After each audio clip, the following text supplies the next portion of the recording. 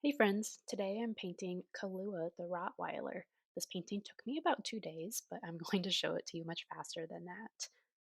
Rottweilers have these really beautiful, just big eyes full of expression, so I wanted to make sure I could really capture that by making that the focal point. So I kind of cropped my sketch a little bit to be a bit more focused on Kalua's face rather than her whole body in the couch as a scene. What I'm doing here is working on the background early, so I have kind of a map on my values of how dark or how light certain parts of Kalua's body need to go. The very next thing I usually do with my paintings is map out the early spots I know that are going to be tricky. They're going to be super easy. So the darkest parts of her ear, or the black outline around her eyes, or the nostrils, which are always almost full black in every dog portrait I do. I like to start mapping in some of the dark spots that I don't want to, like little details that I don't want to lose as I add more and more washes to the painting, because I am a very heavy painter.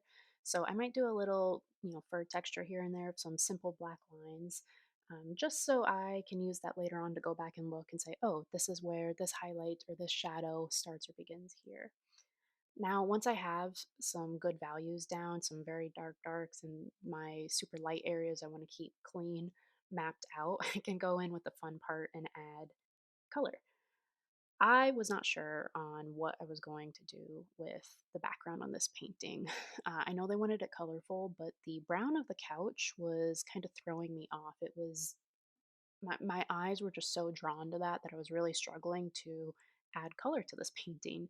And I think it ended up being a more muted uh, portrait than normal because of the reference photo. And it's very interesting when I go in to do these portraits and I don't know what color the portrait is going to be until I am in the midst of it.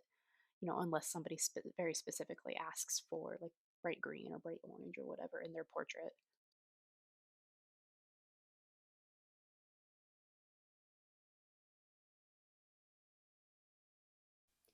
So I mentioned that I don't know what color my backgrounds are going to be until I'm doing it. Well, I started this bright pink color background here and decided I did not like it. I felt I had gone too dark on the right side of the portrait where the light was coming from. And so I'm like, okay, maybe I can add in some, more saturated colors on the left side and it would work out. But if you look in the reference photo, it's a little bit light behind her ear, her left ear, too. So I did not know what I was doing at this point, and I was kind of having the thought of, well, if I hate it, I'm just going to start it over, and I might as well just play around. So that's what you see me doing. I'm sitting here contemplating, like, oh God, what have I done? And I take my paper towel, dab it up, because while it's still wet, you can just gently dab the paper to get the pigment up. And then I was like, oh, maybe I'll just add some light streaks in. And that's what I'm doing here. I genuinely thought I was going to start this portrait over at this point, so I didn't care. I ended up actually liking the way it looked and decided, you know what, I'll just stick with it. And if I still hate it in the morning, then I will redo it. Well, morning came around and I still felt like I had to continue instead of starting over, so I decided to work on the eyes, which are one of the most rewarding parts of a dog portrait or an animal portrait.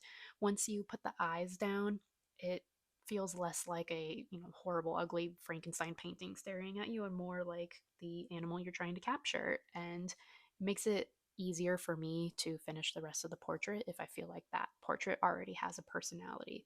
So I don't like to save the eyes for last for that very reason, because it is a little bit rewarding to do the eyes and have that little bit of pretty finished painting looking back at you.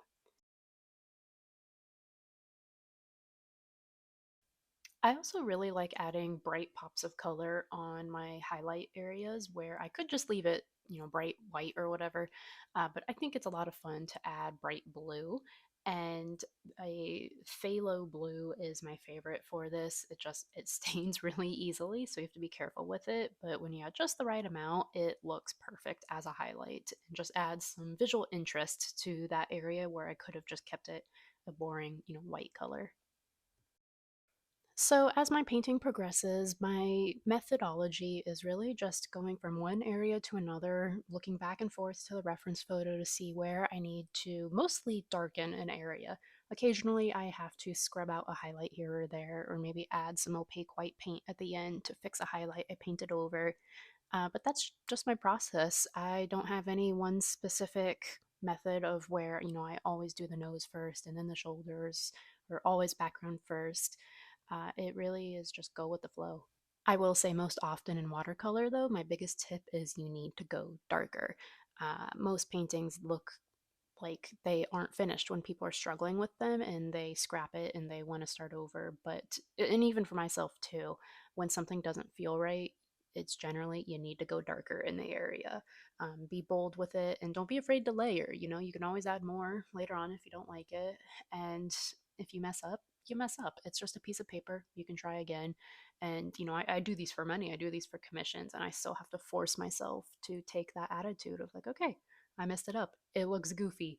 I'm going to redo it. And I do have, high standards when it comes to that. I probably redo more than I should, but it makes me feel more confident, I guess, in my painting and taking more chances if I tell myself I can just do it again. I can just redo it. I like to finish all my paintings with a little bit of paint splatter. It just adds a bit of movement and watercolor whimsy to the portrait, especially if I don't have as many details because the reference photo was a little blurry. This adds just a bit more visual interest, in my opinion. And here's the finished Rottweiler portrait. I love how those warm tones really peek through her black fur. I feel like it really brings the painting to life. If you enjoyed watching my process, please hit like and subscribe and let me know in the comments if you have a specific breed you'd like to see me paint next. You can also find me on Instagram at OneCreativeCrow and commission your own pet portrait at my website at onecreativecrow.com. Thanks for watching.